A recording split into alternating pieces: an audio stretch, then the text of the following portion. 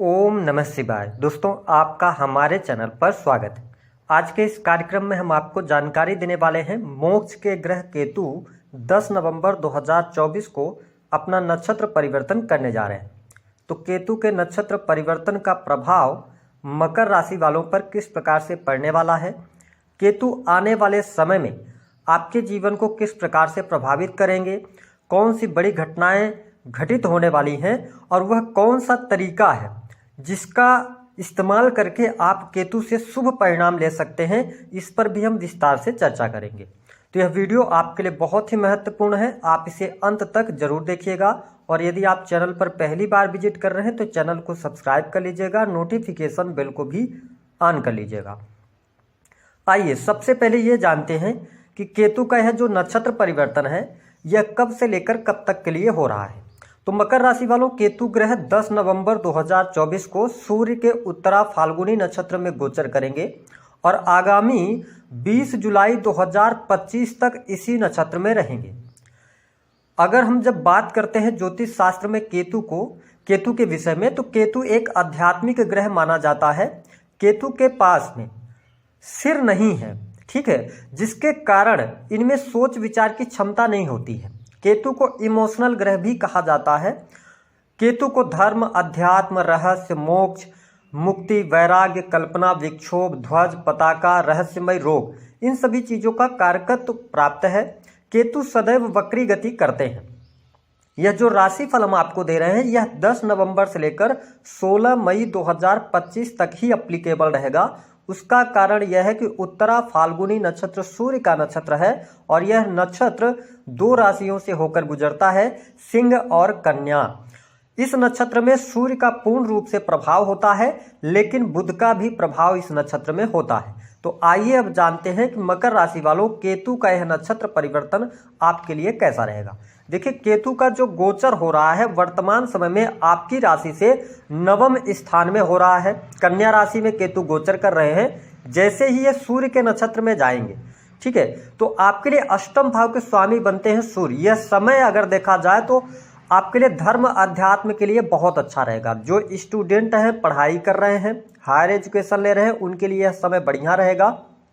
विशेष तौर पर रिसर्च के फील्ड से जुड़ी हुई, विज्ञान अथवा तकनीक से जुड़ी हुई पढ़ाई के लिए भी केतु का यह नक्षत्र परिवर्तन शानदार रहने वाला है। आपके लिए लाभकारी समय देखने को मिलेगा। आप देख पाएंगे कि इस टाइम फ्रेम के दौरान आपका जो विचार है, जो आपकी सोच है, वो अध्यात्म की तरफ बहुत ज़्यादा बढ़ती हुई नजर आ रही है। हालांकि यह समय जो लोग एस्ट्रोलॉजी, रिसर्च या इसके अतिरिक्त कंसल्टेंसी के कार्यों से जुड़े हैं उनको संघर्ष तो रहेगा, लेकिन संघर्ष के साथ साथ लाभ भी प्राप्त होता नजर आएगा।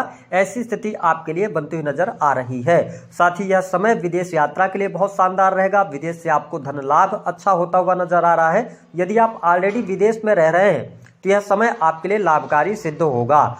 इसके साथ में देखें कि केतु जब नवम भाव से गोचर कर रहे हैं तो दृष्टि जो है इनकी पंचम दृष्टि आपके लगन पर है। ऐसी स्थिति में क्या है कि आपका व्यक्तित्व भी अच्छा होगा। हालांकि देवगुरु बृहस्पति भी आपके राशि को देख रहे हैं, यानी कि प्रथम स्थान को देख रहे हैं। तो देखिए, आप जो अभी तक भ्रमित स्थितियों में चल रहे थे, बहुत ज्यादा कंफ्यूजन की स्थितियां बन रही थी, उसमें भी सुधार अवश्य देखने को मिलेगा। लेकिन यह जो नक्षत्र परिवर्तन है कहीं न कहीं से यह स्वास्थ्य में आपके उतार चढ़ाव लेकर आने वाला होगा। विशेष तौर पर वर्तमान समय में अभी भी आप शनि की 7.5 के अंतिम चरण में चल रहे हैं, तो स्वास्थ्य को लेकर थोड़ी सावधानी रखिएगा। अगर आप वाहन वगैरह चलाते हैं तो यह समय अवधि वाहन से चोट चपेट दुर्घटना को शो कर रही है, क्योंकि केतु भले ही 9th हाउस से गोचर कर रहे हो, लेकिन जब ये सूर्य के नक्षत्र में जा रहे हैं तो ये आपको अष्टम भाव का भी परिणाम देंगे। तो इसका आपको थोड़ा सा ध्यान रखने की आवश्यकता रहेगी। हालांकि कैरियर के मामले के लिहाज से समय अच्छा रहेगा। जो लोग नौकरी कर रहे हैं तो नौकरी कर रहे हैं जातकों को लाभ मिलने के योग दिखाई देते हैं। जिनके पास में वर्क नहीं है, काम नहीं है, तो उनको नए कार्य की शुरुआत अथवा नौकरी मिलने के योग दिखाई देते हैं। अगर आप नौकरी की तलाश में हैं तो यह समय आपके लिए लाभकारी सिद्ध हो सकता है। इसके साथ में अगर देखा जाए तो ध्यान ये रखें कि जो लोग गवर्नमेंट सेक्टर से जुड़े हैं, कार्य क्षेत्र के लिए समय अच्छा रहने वाला है, नेगेटिव स्थिति नहीं है। पद प्रतिष्ठा की प्राप्ति, मान सम्मान की प्राप्ति के लिए समय बहुत बढ़िया है। लेकिन अब यहाँ पे ध्यान ये रखना है कि आप किसी ऐसे फील्ड के अंदर हैं जैसे मेडिकल से जुड़े हुए हैं, या इसके अतिरिक्त अगर देखा जाए तो किसी भी प्रकार के क्रिएटिव फील्ड से, शासन प्रशासन से जुड़े हुए हैं, ठीक है, मीडिया के अंदर कार्य कर रहे हैं, तो बैंक से संबंधित कार्य। तो इंपॉर्टेंट ये है कि जो लोग सरकारी क्षेत्र से अथवा सरकारी तंत्र से जुड़े हैं, उनको सिग्नेचर वगैरह करते समय या पिछले समय में आपने कुछ लिख दिया था ऐसा या कहीं पर साइन कर दिया था, वो चीज उजागर होगी, वो चीज आपके निकल कर सामने आने वाली है। तो मैं यह कह रहा हूं कि लीगल प्रॉब्लम्स आपके सामने निकल कर आ सकती है, इसको लेकर बेहद ही सावधान आपको रहने की आवश्यकता है। लीगल चीजों में आप फंस सकते हैं, ये निगेटिव साइन रहेगा। हालांकि सरकारी क्षेत्र अच्छा दिखाई दे रहा है, लेकिन जो केतु की दृष्टि का प्रभाव है, अब देखिए केतु 9th हाउस में जब विराजमान है तो इनकी सप्तम दृष्टि राहु यानी कि 3rd हाउस पर पड़ रही है, ठीक है, और राहु 3rd हाउस में ही विराजमान है। तो ऐसी स्थिति मान सम्मान के लिए समय अच्छा है, आपके साहस और पराक्रम के लिए समय अच्छा है। जो लोग क्रिएटिव फील्ड से जुड़े हुए हैं, है ना, सेल्स मीडिया मार्केटिंग का काम करते हैं, उनके लिए अच्छा है। अगर आप इंटरनेट से जुड़कर काम कर रहे हैं तो भी आपके लिए लाभकारी समय यहां पर देखने को मिलेगा। लेकिन प्रॉब्लम क्या है कि सावधानी हटी और दुर्घटना घटी, इस चीज से आपको थोड़ा सा ध्यान रखने की आवश्यकता है। हालांकि पारिवारिक जीवन मुझे अच्छा दिखाई दे रहा है, परिवार के लोगों का सपोर्ट और सहयोग मिलेगा। आपके घर परिवार में कोई धार्मिक अनुष्ठान हो सकता है, धर्म कर्म के कार्य हो सकते हैं, तो यह स्थिति आपके लिए अच्छी बनती हुई नजर आ रही है। वही यदि देखा जाए तो दाम्पत्य जीवन के लिहाज से भी केतु का यह नक्षत्र परिवर्तन बढ़िया है ना, आप के जीवन साथी का सहयोग मिलेगा। मकर राशि वालों, यह जो समय रहेगा यह आध्यात्मिक तौर पे आपको उन्नति कराने वाला होगा। साथ ही आप तीर्थ स्थल पर घूमने फिरने जा सकते हैं, तीर्थ यात्राएं आप इस टाइम फ्रेम के दौरान करते हुए नजर आ रहे हैं, तो ये बढ़िया रहेगा। इसके साथ में आपका की जो थॉट प्रोसेस होगी कि लाभ को कैसे बढ़ाया जाए, आप धन कमाने के पीछे जाएंगे और नो डाउट अच्छा धन कमाने में आप सफल भी होंगे, धन लाभ की स्थिति बेहतर होगी, रुका हुआ फंसा हुआ धन आपको मिल जाएगा। तो ये स्थिति आपके लिए अच्छी रहने वाली है। इस समय अवधि के दौरान आपकी कोई बड़ी इच्छा पूर्ण हो सकती है, ऐसी स्थिति दिखाई दे रही है। अब देखें कि देवगुरु बृहस्पति का गोचर पंचम से हो रहा है, ठीक है, बृहस्पति के पंचम दृष्टि आपके 9th हाउस पर पड़ रही है, तो और केतु की नवम दृष्टि आपके पंचम स्थान पर। तो आपको अपने बच्चों से बहुत ज्यादा लगाव इस टाइम फ्रेम के दौरान देखने को मिलेगा, ठीक है, बच्चों के साथ में टाइम स्पेंड करते हुए आप नजर आएंगे। इसके साथ उनकी पढ़ाई लिखाई को लेकर जो चिंताएं थी वह चिंताएं दूर होती नजर आ रही हैं। अगर आप फैमिली प्लान करना चाहते हैं, संतान प्राप्ति का सपना देख रहे हैं, तो यह समय आपके लिए अच्छा रहेगा, यहाँ पर लाभ मिलता नजर आ रहा है। जिन लोगों के विवाह से संबंधित बात नहीं बन पा रही थी, मकर राशि वालों, अभी थोड़ा सा आपको इंतजार करना पड़ सकता है। हाँ, प्रॉपर्टी के लिए समय अच्छा रहेगा, सुख साधनों में वृद्धि आपके लिए होती नजर आ रही है। इंपोर्ट एक्सपोर्ट के कार्यों से आपको बहुत बेहतर लाभ प्राप्त होता नजर आएगा। यदि आपके जीवन में कर्ज की अधिकता बनी हुई थी तो कर्ज से आप बाहर निकलेंगे।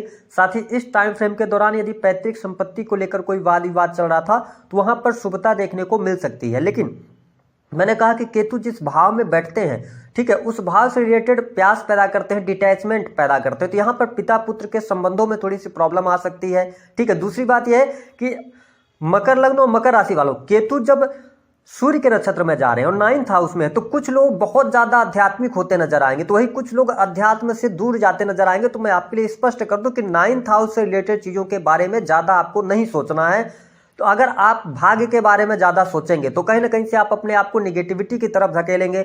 आप आध्यात्मिक रहें, लेकिन जरूरत से ज्यादा आध्यात्मिक होंगे तो कहीं ना कहीं से आपके जीवन में प्रॉब्लम क्रिएट होना शुरू हो जाएगी, ठीक है, इस चीज का ध्यान रखें। तीसरा काम यह करना है कि केतु जब नवम से गोचर कर रहे हैं तो आपको क्या करना है कि मल्टी काम की तरफ नहीं बढ़ना है।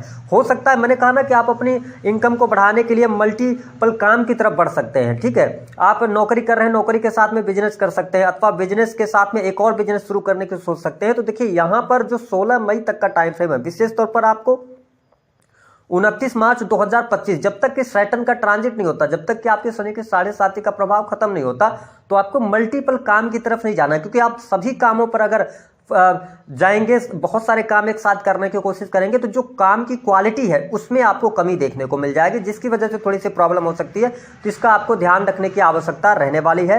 हालांकि बाकी चीजें आपके लिए अच्छी हैं, धीरे धीरे करके बैंक बैलेंस में भी वृद्धि होगी, कुटुंब परिवार का सहयोग मिलेगा, व्यक्तित्व आपका अच्छा होगा, तो ये चीजें बढ़िया है। प्रॉपर्टी का बहुत अच्छा योग बन रहा है, ठीक है। वही लव लाइफ के लिहाज से भी समय अच्छा रहेगा, प्रेम संबंधों में भी अनुकूलता देखने को मिलेगी। उपाय क्या करना है? उपाय के तौर पर हनुमान जी की आराधना आप करते रहे, हनुमान चालीसा का पाठ करें तो आपके लिए बहुत बढ़िया है। इसके साथ भाग्य की अपेक्षा कर्म पर बिलीव करें, कर्म पर ध्यान देंगे तो यह समय आपके लिए अच्छा रहेगा, बड़ी इच्छा पूर्ण होगी, सोशल सर्कल आपका बढ़ेगा। तो दी गई